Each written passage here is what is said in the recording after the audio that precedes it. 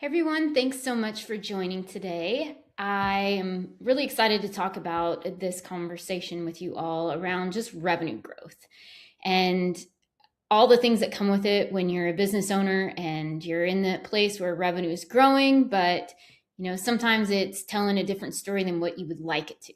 So, one of the things I always like to start out with, have you ever grown revenue and you actually felt more stressed instead of less? And let's be honest with this. Revenue's gone up, sales look strong, the business looked healthy from the outside, but yet you're more tense, maybe cash felt tighter, decisions are feeling heavier, you might have some debt that's coming around, and somehow instead of more revenue actually creating things to make it easier, everything actually feels harder, which is something we never want to feel, right? So it's not random, it's not because you're bad at business, it's usually because growth doesn't fix broken infrastructure, it exposes it. Most founders believe growth solves problems. And I think I'm guilty of that as well. When I had first started my business, it's, hey, if I can just get to this growth part, everything's going to be great. I get to that level, I'm like, oh my gosh, everything's terrible. So it's one of those where you just kind of see things from a different perspective. And more revenue means more margin. We think a lot of times, we also think that more margin is going to create that breathing room that we wanted. And then that more breathing room is going to actually equal less stress. That's the theory, right? That's what we've all kind of been promised and sold. But in real life, growth is actually a stress multiplier, I think. It amplifies something that's already weak. And here's the part that nobody really wants to talk out loud about. It is, if your systems were built when you had $1 in the bank, they're not usually designed for when you hit the $10 million mark or the $3 million or whatever mark that you're at today. You can't play, you can't play varsity level business with freshman level infrastructure. And I like to give the example of football, mainly looking at high school football. If you're on a freshman team, you're not going to be able to play on the varsity level because you're going to get hit harder and you're not trained to get hit harder yet. And how are you going to bounce back from that and the resilience that comes with it? And those hard hits, they come as the game speeds up. And that's where you want to be able to see that, growth is essentially a contact sport. If you don't build strength first, you're going to feel every hit. How many times in a variety of sports that we've all played, when you start to move up to that next level, the competition is different. And like I said, the hits come a little bit harder, whatever that looks like. And are you ready for that? And if you don't build the strength first, how are you going to withstand when things do get harder? So today I want to walk through something I see over and over again, whether you're a $3 million or a $10 million, a 12, 15, whatever that looks like. But smart founders, hard workers, and good businesses, growth quietly starts hurting them. And it's not because growth is bad, but because readiness matters. So let me show you exactly what happens when growth starts to outpace infrastructure, because this isn't theoretical, it is a pattern. And I've seen this movie before. I'm sure a lot of you have, by just living it out yourself, or even just seeing it through friends and family that do own businesses. And if you're in that $3 to $20 million range, you've probably lived at least part of this. So here's how it usually starts. Revenue increases. You're like, oh my gosh, this is so exciting. Orders are up, customers are really buying, my team is getting busy. And on paper, everything looks like it's working, right? But here's what happens next. Inventory starts to expand. You're needing more raw materials to fulfill the orders. You're needing more finished goods. You're implementing and bringing new SKUs in. Now there's more purchasing. And inventory doesn't always grow linear. It grows in chunks. So now you got, you have too much inventory over on one side. Maybe you buffered for the demand and you tried to avoid, running out of stock, and suddenly you have all this inventory sitting on your shelf. And we all know inventory costs money. So now cash starts getting tightened because it's sitting on the shelf, it's not moving. And it's usually because you're not unprofitable. It really comes down to those cash timing matters. Revenue doesn't mean, there's cash in the bank. We all have known this. There's a lot of things that come in and absorb the revenue. And that usually is inventory. It gets absorbed very quickly. It's payroll comes in and takes the next big hit. Our vendors are starting to not necessarily be paid on their 30, 60, or 90-day terms. You're having to ask for extensions. And then on top of that, taxes come into play. And we all love that part where you're like, we're doing so great. And then all of these things start to come into place. So what do most founders do next? They start to lean on that line of credit. We're just going to smooth it out. We're just going to pull a little bit from it. It's temporary. It's fine. But if infrastructure hasn't caught up, now debt starts creeping in. And it's usually a pretty quiet, slow burn of debt coming in. And then growth, it can't keep up with this debt that's starting to loom and to grow. And with that, now we're turning into, hey, there's a lot more pressure on all the profit that's being taken. Now, here's where it gets even more interesting, I think, is inventory isn't turning as quickly as expected because growth forecasting, maybe you were a little bit optimistic on it, or because systems aren't tracking the velocity accurately, or maybe reporting isn't aligned to the operations. So now you have a product sitting longer than it should. And when that product sits, the next natural thing to do with it is, all right, we got to discount it because we got to get this moved off the shelf. We got to get this out of here. I need to bring in some money. And now the margin gets compressed.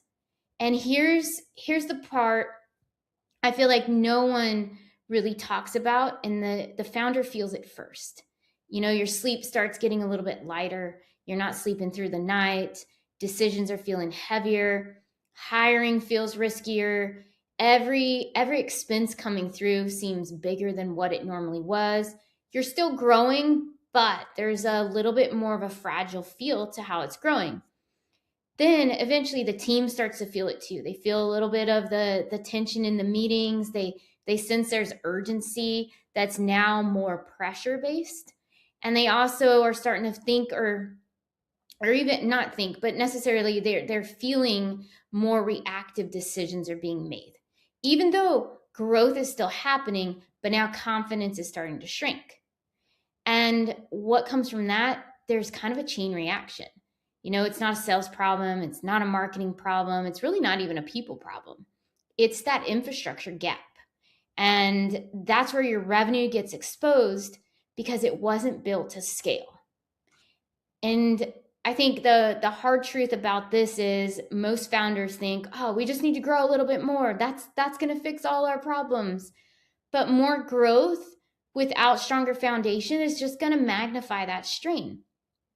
And let's talk about what should have been built before the growth actually accelerated. So if growth exposes weak infrastructure, what should have been built first? Because I would say I'm not anti-growth. I'm anti-blind growth. And you need to be able to, grow in a way that you can see what's going, not just blindly saying, all right, we're throwing spaghetti. We're going to see where it sticks on the walls.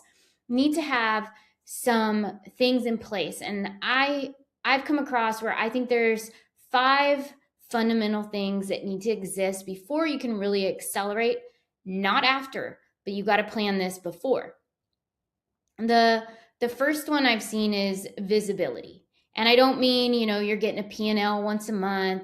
I mean, you're getting real visibility on a daily basis, on a weekly basis. You want to be able to predict your cash flow. Are you even able to look 90 days out and know for sure? Not just guessing, but being able to predict it. Do you know with confidence how much runway you have if revenue dips 10%? Do you know what happens to margin if you start to discount things to get them off your shelf? Is that going to allow you to cover your fixed costs that month, when you start to heavily discount? If the answer is no to any of these, then you're operating more reactively. And we all know that reactive growth is expensive, right? Secondly, I would say unit economics, you need to have clarity around it. Do you understand what you make per product, per service, per channel that you're selling through? You don't need to know overall growth margin, but you need to know the true unit economics, because if those are off by even a few percentage points, growth is going to start amplifying that error. And small errors at scale become bigger problems.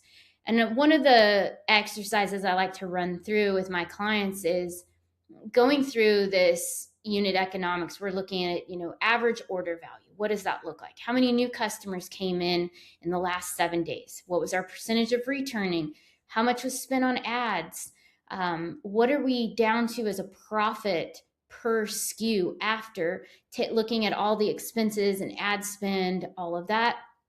And then really looking at what are our costs per month? How many units do we need to sell to just cover those costs?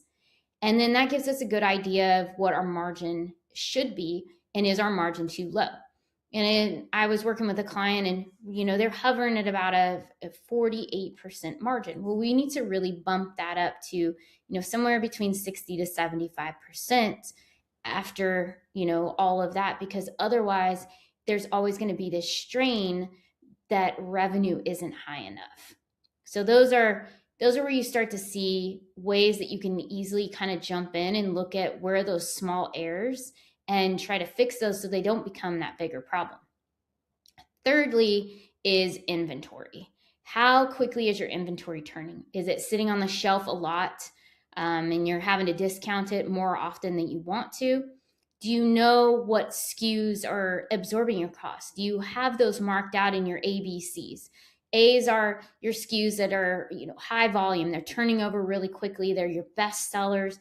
B is the next one. C is, it kind of sits on the shelf. People don't seem to buy it as frequently, and it's a little bit more idle. And so really understanding what your SKUs make up is going to really help you when it comes to what is, taking my cash away. So I think inventory is not just an operational metric. We know it's a cash decision. And when you can't track your inventory turnover properly, that's where your cash is going to get trapped, because it's not moving at the route that you would like it to. Fourth one I have is operationally aligned financial reporting. This is where I would see most businesses start to experience some breaking. This is where your accounting system should tell the story of how your business is run by department, the product lines, your channels, your cost drivers. But if your finances are just structured for tax compliant, you're not going to be able to make those operational type decisions. And if you can't make those type of decisions, then you start just ruffling paperwork here and there. You have a million Excel spreadsheets trying to do things and pull numbers off. But really, the accounting should explain your operations. And if it doesn't, there's a misalignment of how things were set up. And so a good example of this would be a lot of clients that have come to work with me, their chart of accounts is either set up by their CPA, or it's, QuickBooks saying, here's how we think you should set up your chart of accounts, which neither here nor there about who's right, who's not. But in order for a business owner to really make clear decisions and not feel this like, oh my gosh, I don't know what I should be doing, it's really important to evaluate all of the details of what you need to know to make operational decisions and have that be your chart of accounts when you look at your profit and loss statement. So it is telling you, the owner, the story of what's going on, not just the tax story, which is great. You need to know on a daily how your decisions can be made. The fifth one is a weekly rhythm. We don't want to just a month in look at all of the accounting. You need a weekly. What are you watching? What's been moved? What's changed? What actually needs your attention? And when you review numbers once a month, what are they telling you? Is somebody helping you understand what they are? Or do you always feel behind? Are you reviewing them on a weekly basis and somebody's kind of providing that for you so that you can lead? Or are you just waiting for them and saying, yeah, every 30 days I get them and I'm always looking in the rear view mirror? It's really difficult to be able to plan accordingly. So growth doesn't require perfection. It requires rhythm. And when you start to get that rhythm built in with this type of reporting, you're going to start to have additional confidence in your numbers and in your business, and you're going to be able to lead in a very different way. So let me say something though is we kind of look at infrastructure as well, as you don't need a mass, system to run everything tomorrow. You don't need to hire all these new people. You don't need to feel panicked. You don't need a lot of other things. You really just need alignment between operations, finance, and technology. That's it.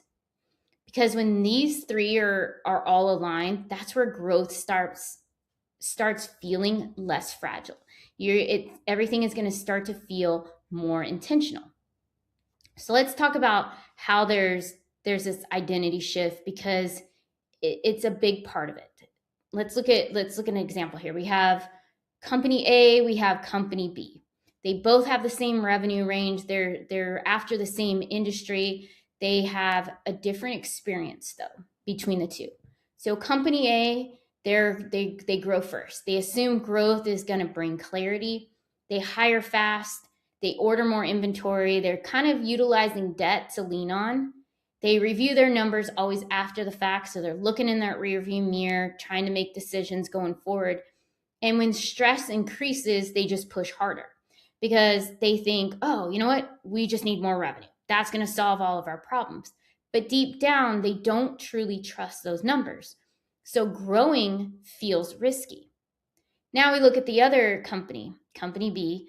They're doing the same thing. They're building first. They build visibility. They build reporting that actually reflects their operations.